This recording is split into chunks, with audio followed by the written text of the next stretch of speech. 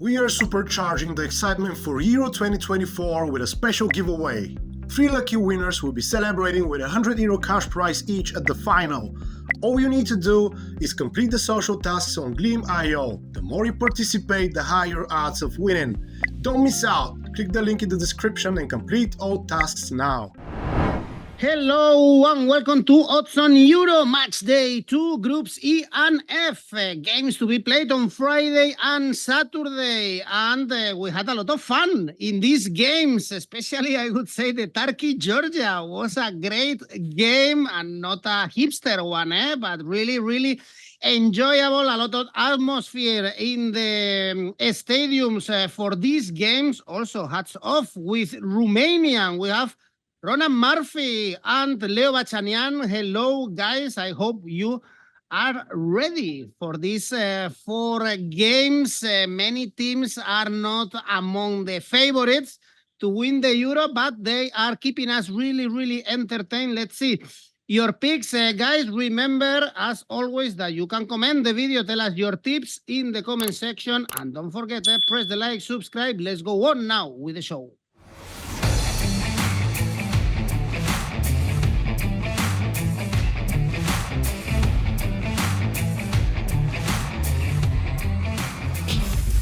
Well, one game on Friday from these groups. Group E starts at 3 p.m. local time, Slovakia, Ukraine. And we had a couple of surprises in this group because Ukraine, we thought it could be the dark horse. They had some good players, for instance, Mudryk, Dovbyk, 𝐬𝐭𝐚𝐲, even the goalkeeper, Lunin, the one making a couple of mistakes to allow Romania to score the first 2 goals. And we thought Slovakia were going to lose against Belgium, but it was the biggest surprise of the first match day, Slovakia beating Belgium. We always think about Slovakia as a defensive team. Leo, I would say that they were even a bit lucky to get the 3 points from Belgium.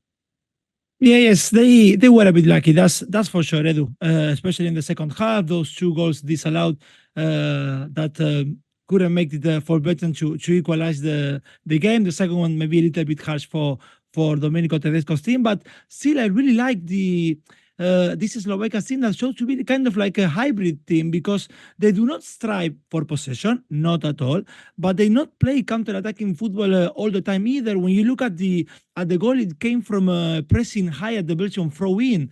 So I like that the Slovakia actually did not start the game defending closer to their box. Then, of course, in the second half, they were very dangerously pushed to defend in their own box, but everyone saw that coming and they were prepared for that. But again, I was impressed mostly with the work of their midfield. They have the oldest team, let's not forget that, the oldest team at these Euros between Lobotka, Duda and Kuka. They have a combined age of 95 years old, so that tells you a bit, but also a lot of experience because the 3 of them, they combine more than 200 caps. Something that they will have to be a little bit more careful now going into the second game, I think, Edu, Ronan, is the fact that they play with fire too often, usually in the build-up. Yes, they like to play the ball onto Lobotka, who's usually with his back or facing his own goal. Dubravka was brave on the ball, but I think no one knows Dubravka for being someone who's very good distributing the ball. Actually, his first touch of the match ended in a Belgian player, Dubravka.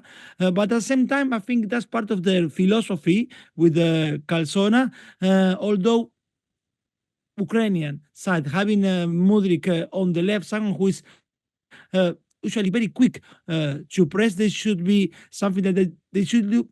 They shouldn't be too adventurous, I would say, in that build-up against Ukraine, at least when playing to the right, because Lobotka usually, yes, is facing his own goal and then plays to the right. Well, there is going to be pressing Mudryk, so that could be dangerous for them. But again, I wouldn't take anything from Romania, but Ukraine was below par, actually, guys. For much of their attacking potential, you mentioned Mudryk, Sudakov, Tsigankov, Dubik. The reality is that Sudakov, playing in that number 10 position, he passed the ball usually sideways. He couldn't find any penetrative passes. He couldn't pass the ball forward. especially in that first half when he only made one pass into the penalty box.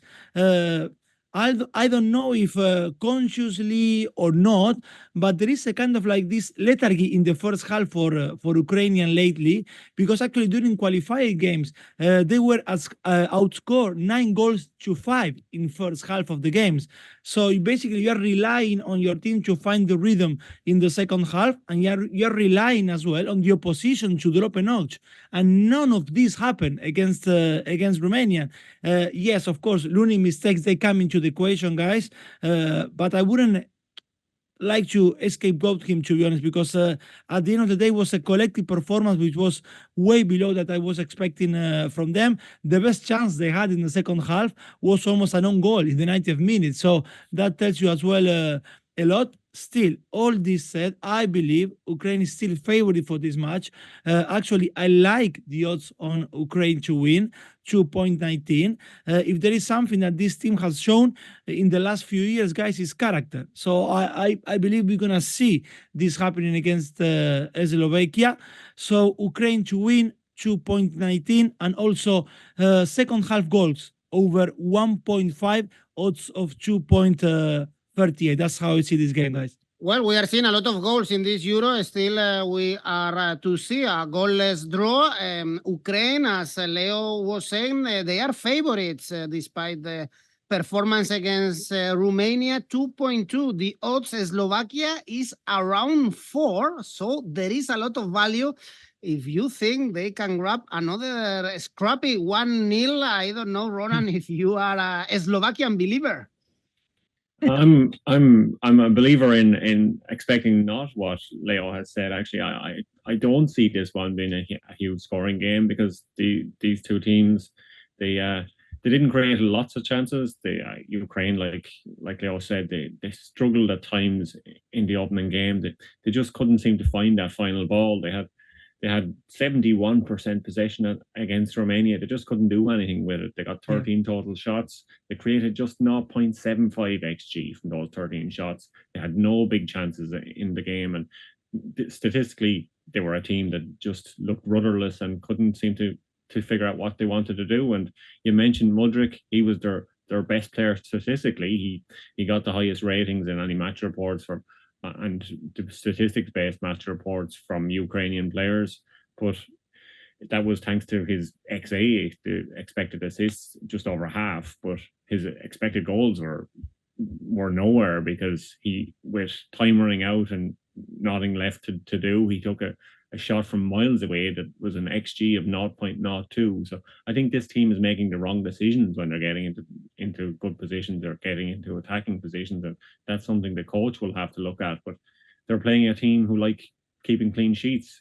Slovakia have kept a clean sheet in their last 3 games in the June friendlies and then to begin the Euros. So this is a team that sometimes are hard to score against. And Slovakia themselves, like we said, they aren't a team that maybe created a lot themselves. They had 0.57 XG in that game, one big chance, and they won 1-0. So I think this could be a low scoring game. So I like the look of both teams to score no for this one, and maybe it will be the first scoreless draw of the tournament. It's 10 on a scoreless draw if you want to go there. But for me, both teams to score no. I just can't see goals in this one.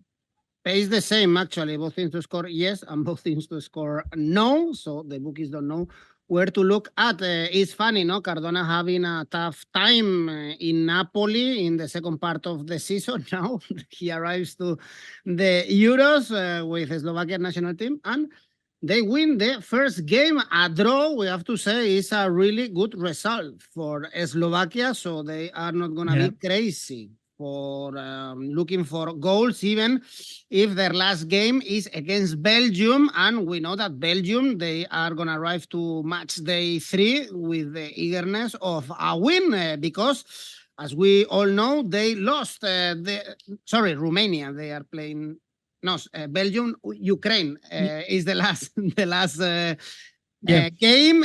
Belgium playing against Romania in match day 2. This game is going to be played on Saturday, 9 p.m.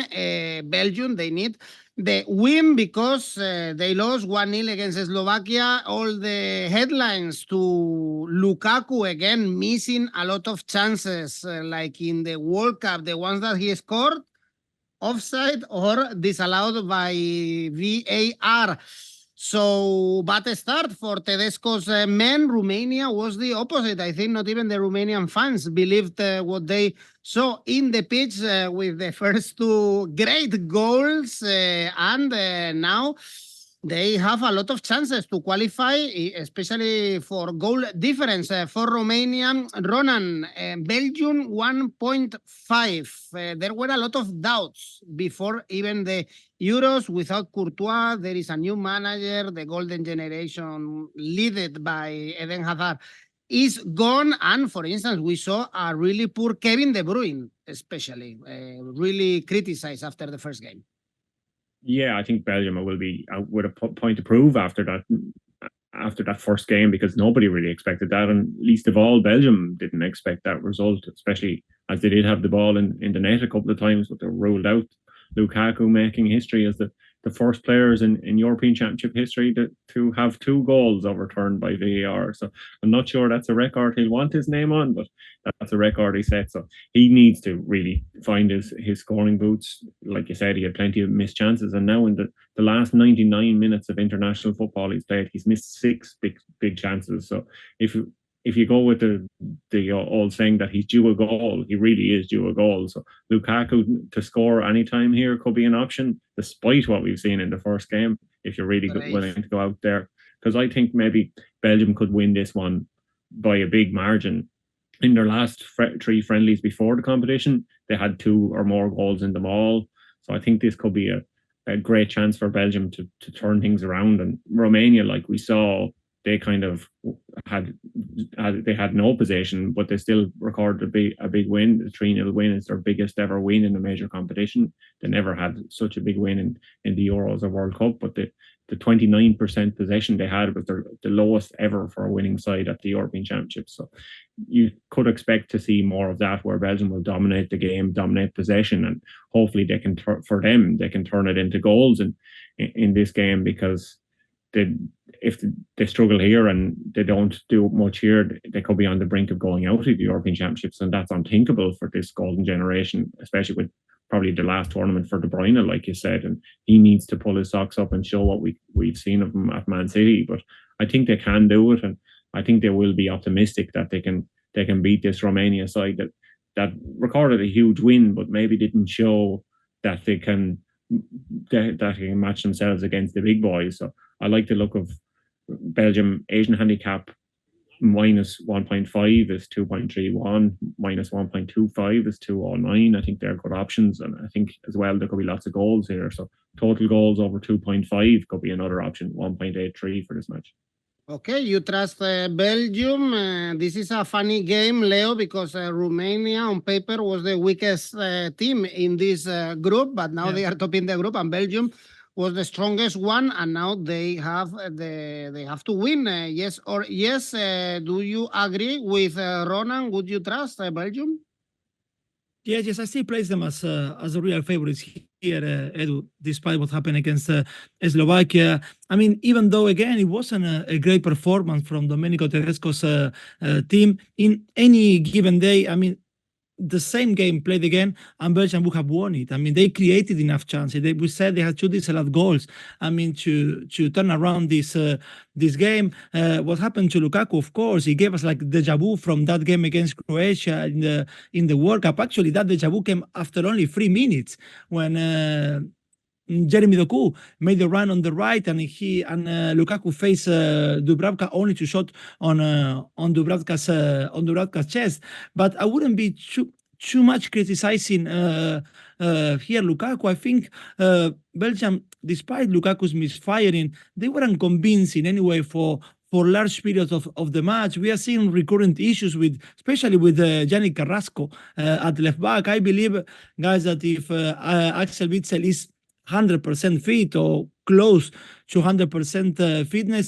I think 𝐜𝐿𝐴𝐧𝐧𝐞𝐜 will start him, and I wouldn't be surprised to see maybe free at the back and giving the chance to Bakayoko or to Openda from the very beginning. But again, for me, they are favorite. It's gonna be a different type of challenge, defensive type of challenge for Romania. The win against Ukraine, yes, was massive. I think everyone knows the yellow wall of Dortmund, and now everyone will know or knows, but this time the yellow wall of Munich, because that stadium was full of Romanian fans, and they were by far the better side. The complete performance is huge for them to start the campaign like that. I think they harness their emotion into energy. So basically, they channeled those emotions in the right way. They were lucky. They were helped, I mean, I would say by Lunin. We mentioned that before in the first and in the second goal.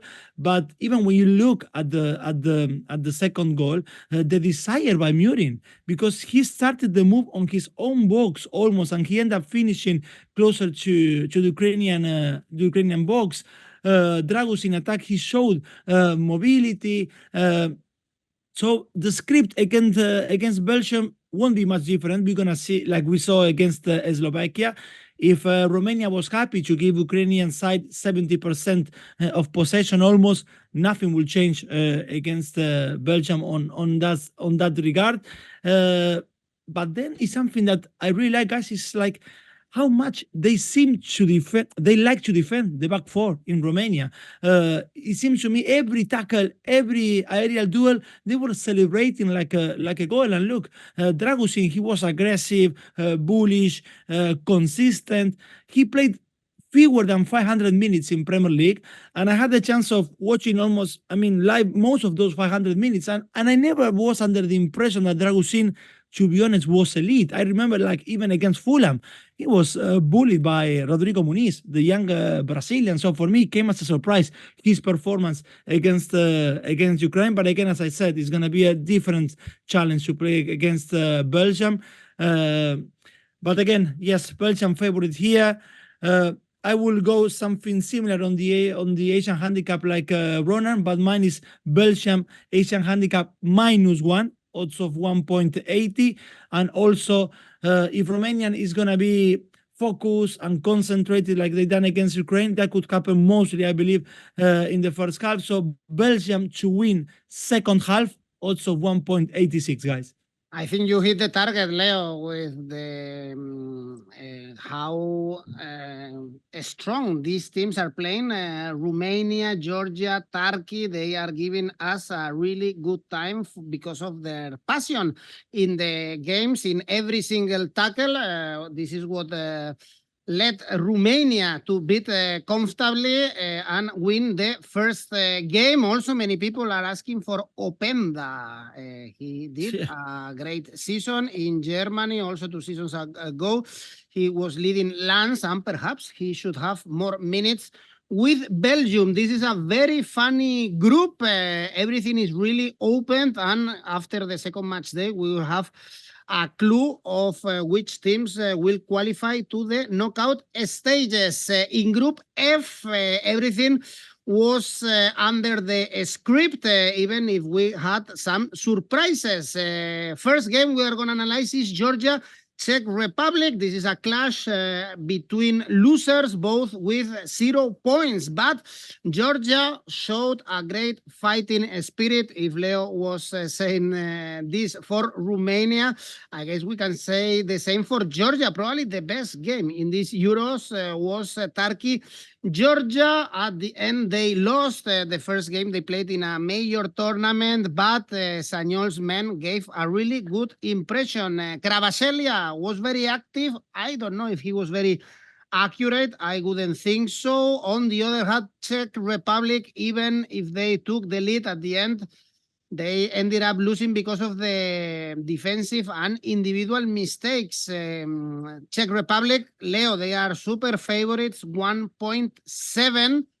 What do you think about these odds? Georgia is gonna give them a fight. That's for sure, Edu. And look, if Portugal had 408 passes in the first half, and they had like 8 corners in the first half, that says a lot, not just about Portugal performance, but a lot about Czech Republic and how they were set up against Portugal. But it was a pure defensive display, 5 men at the back, only allowing the opposition lateral passes. That's why Portugal ended up with 31 crosses in that match. But again, it was a great moment when Provost scored. It was a beauty from outside the box, and we are seeing a lot of this in these Euros. If I'm not mistaken, there are already 11 goals from outside the box. And for him, it was a special moment because this player had an ACL injury before the last Euros in 2021. During that time, he studied for a degree in economics, and I think he was practicing as well shooting with his right foot because he's a left-footed player and he scored a beauty with his right foot. But again, the approach is going to change, or I believe it has to change from Slovakia's from the Czech Republic points of view, guys, because Georgia is not the same attacking threat as Portugal, so I don't see the Czech Republic maybe dropping as much as they have done against Roberto Martinez's team. Yes, they prefer this 5-3-2, but I expect them to change a little bit. They need to be a little bit more adventurous, that's for sure. And I think Georgia was all right despite defeat in their debut. I think that maybe Edu 𝐬𝐿𝐴𝐧𝐧𝐸, not just because of the goal, but he stole the thunder from 𝐿𝐴𝐶𝐴 in the debut. He's in form. He scored 13 in 20 matches with Metz. Although sometimes I had the feeling that he can cut an isolated figure when 𝐿𝐴𝐶𝐴 drops too much, and you see him like just in between 4 players for Georgia in attack. But Georgia as well will have to be adventurous in this game, same as goes for the Czech Republic. But Georgia will have to be adventurous for a simple reason as well, guys, because on Matchday 3 they play against Portugal. So their main option to see if they could opt for one of the four spots for the first places in the group stage, that is to win this match. So that's why my first take in here is both teams to score, yes, because they have no other option. They really need to go for goals in here.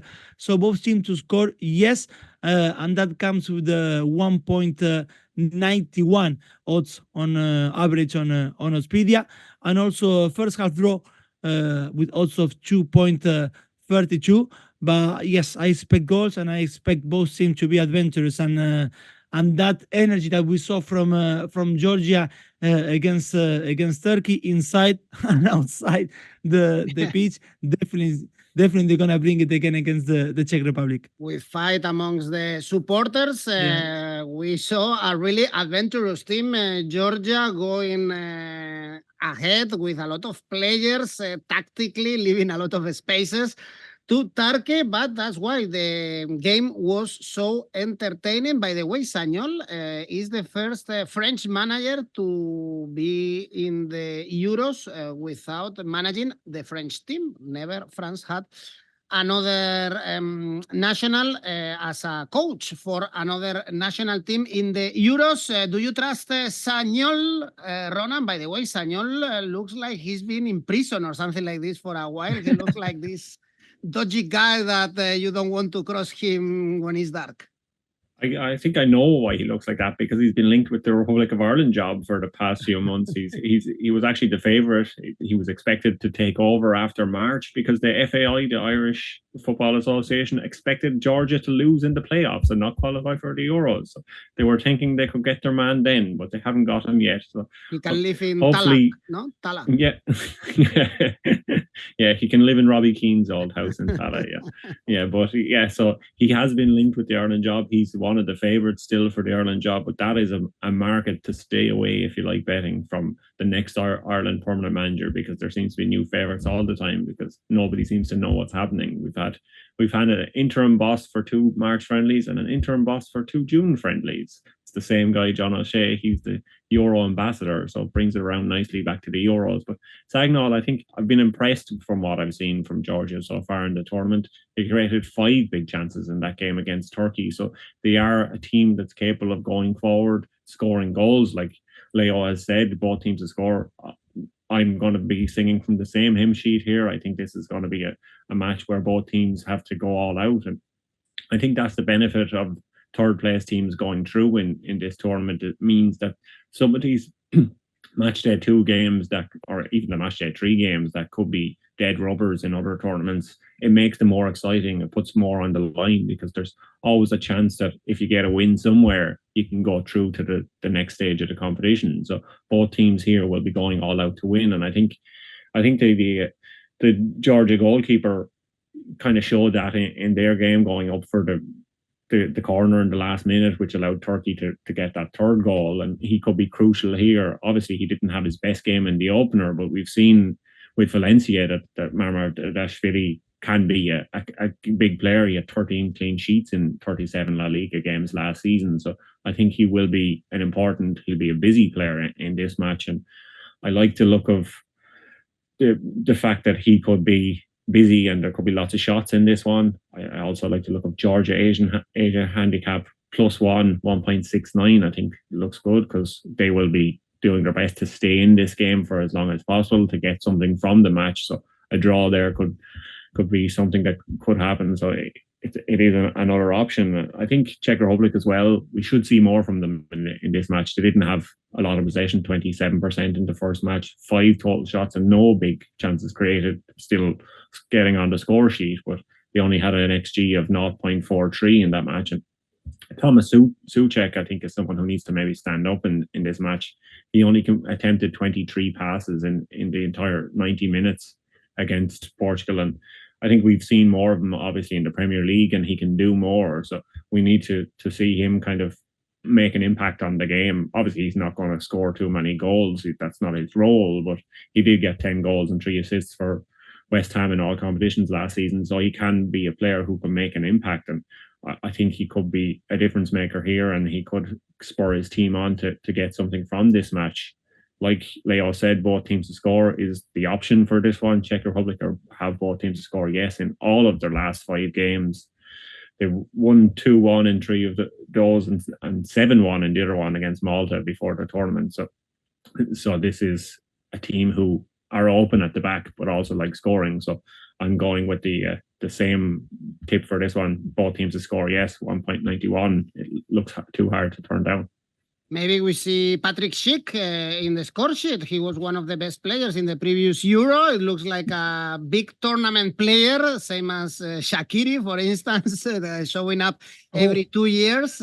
What a goal he scored the other day. So perhaps also Patrick Schick could be a good option. Mamardashvili, by the way, he was linked to Real Madrid when Courtois got injured. Then Kepa got the job, but he's a great goalkeeper. And the last game is a really, really good one. One of the best games we have in this group stages. Turkey, Portugal, 2 different styles. We expected a boring Portugal, or I expected a boring Portugal, because we were talking about Roberto Martinez style in our previous video with Alvaro. He said he didn't like Roberto Martinez. I agree. And the first game of Portugal, I guess we expected a little bit more from the playmakers. At the end, they were very lucky because of the Czech Republic's mistakes. Whereas for Turkey, what to say? What a game. Çalhanoğlu really delivered. Great game by the midfielder. And what to say about the 2 screamers, Muidur and Arda Güler. I was looking forward to seeing Arda Güler as a Real Madrid fan in the Euros. And he didn't disappoint us, Ronan. No, he didn't. He became the youngest ever debut scorer in the Euros, breaking Cristiano Ronaldo's record from Euro 2004. So, yeah, I think Ronaldo might have a few words for him in this match. Stop breaking my records, and maybe that'll be the last one you break. But he was fantastic. He created 5 chances in the match, and that was the most by a teenager since Euro 1980. So what an impression he has made, and he'll no doubt be looking for more Real Madrid appearances next season, because if he plays like this for his nation, there's no reason why he can't do the same for Real Madrid. And another gem that Real Madrid have found, and you must be rubbing your hands with glee with seeing all these someone for the rest. Yeah. Something for the rest. Good scouting from Fenerbahce last summer.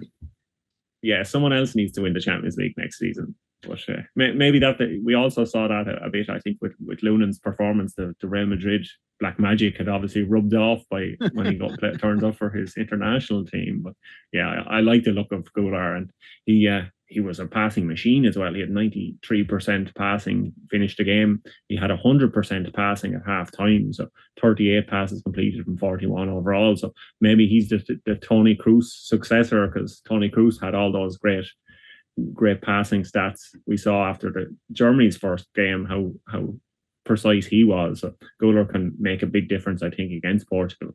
But Portugal obviously are a team with huge pedigree. They have maybe a point to prove after that snatch and grab win.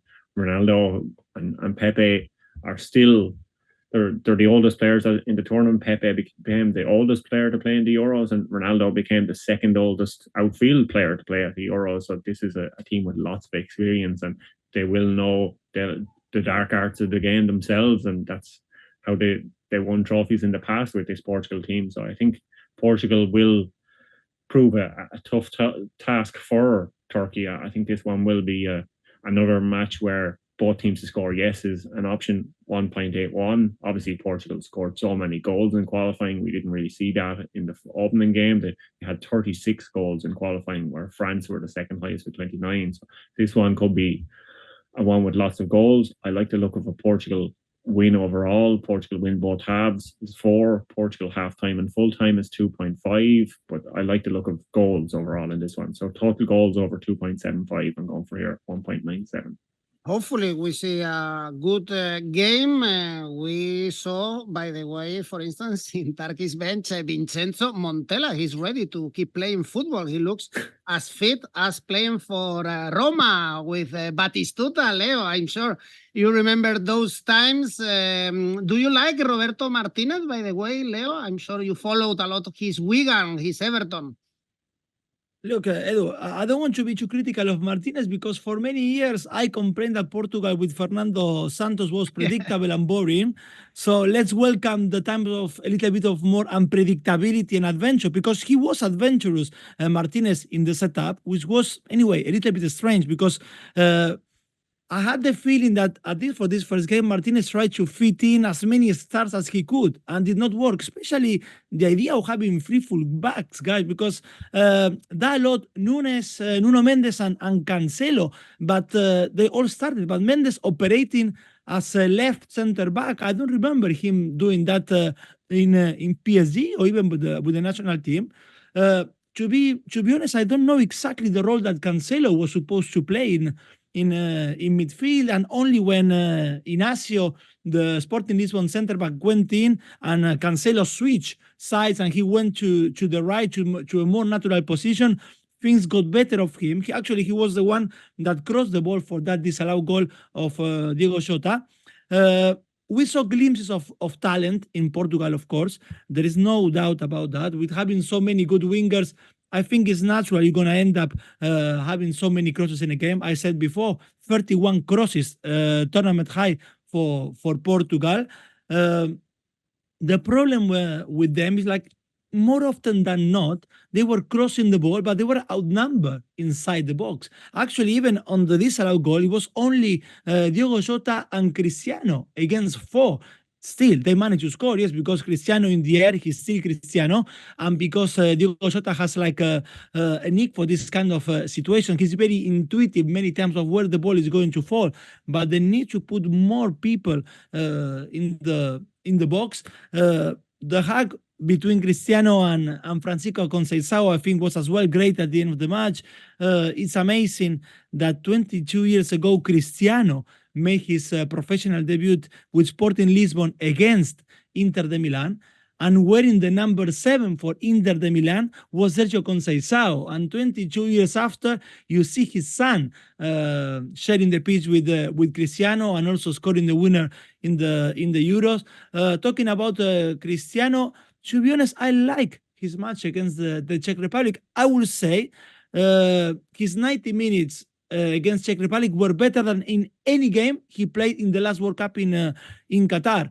But I had the feeling that Ronan was talking about Turkey, you mentioned as well, Edu, that they will need a little bit more balance in that midfield, especially when you're going to be facing Arda Güler, Aktartoglu, Kalanoglu. So my feeling is that Palhinha will have to make a start in here. Otherwise, it could become a little bit unbalanced midfield for Portugal.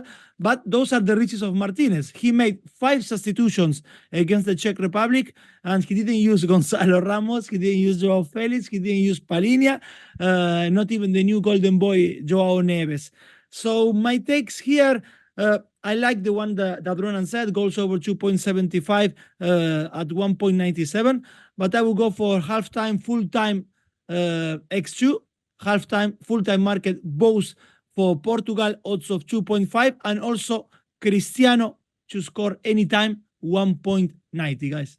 I was gonna highlight actually that market, Leo. I'm sure our audience likes to know how much is paid Cristiano Ronaldo to score. 1.9 if he scores first or last is 3.7, followed by Diego Jota, Gonzalo Ramos, who didn't play, or for instance, Bruno Fernandes. What a decline of a career, by the way, for Joao Felix.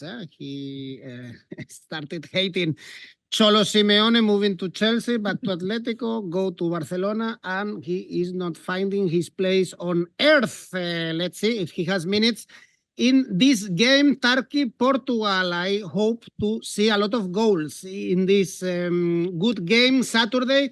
6 p.m., I'm sure, with a lot of Turkish supporters. They are playing like at home. This game is to be played in Dortmund, actually, an area with a lot of Turkish people living in the rural area. Well, Ronan, tell me, by the way, before we finish the video, I want to encourage everyone first to participate in our tipster competition for the Euros. The first 20 participants get free money, a prize in cash, so it's completely free to participate in our website. And also you have the link in the description to participate in our social contest in glimpse. The more you participate, the more chances to win, in this case, €100 cash prize as well. So Oddspedia is giving you free money on these Euros. Ronan, can you help our audience also with the money and give them the best tip for this match day? Yeah, I went so hard on Belgium earlier, it's hard to look past them. So my best bet for this week is Belgium to win at 1.44. Okay, Leo? I'm going the same path than Ronan, and it's the same path I took on Matchday 1 in this group. My safe bet is Belgium to win. Leo, you are already ready to see Copa America. What is this shirt, by the way? Looks like Maradona's style, no? Oh, yes, exactly. It's a replica of the 1994 World Cup. With this one, we beat Greece, if you remember, 4-0. The day Diego actually scored a beauty. And then after the Nigeria's game. But with the Nigeria was the blue and white shirt. That was his last game. Yeah. The style bring me memories. Leo, your ACCA? Yes, Belgium to win second half. Goals over 2.75 in Turkey-Portugal. Ronaldo to score anytime. This free is they leave me with an ACCA of 6.71. And now, Ronan, your ACCA? Yeah, I'm hoping to make back-to-back because actually I wasn't as wild as Leo with my first one, and it came in, so I won't be as wild again this time either. So I'm going for total goals over 2.75 in both Belgium and Romania and Turkey versus Portugal, and that comes in at 3.96. All right. Well, good luck to everyone. Thanks for watching, and see you in the Euros. We have plenty of videos. Bye-bye.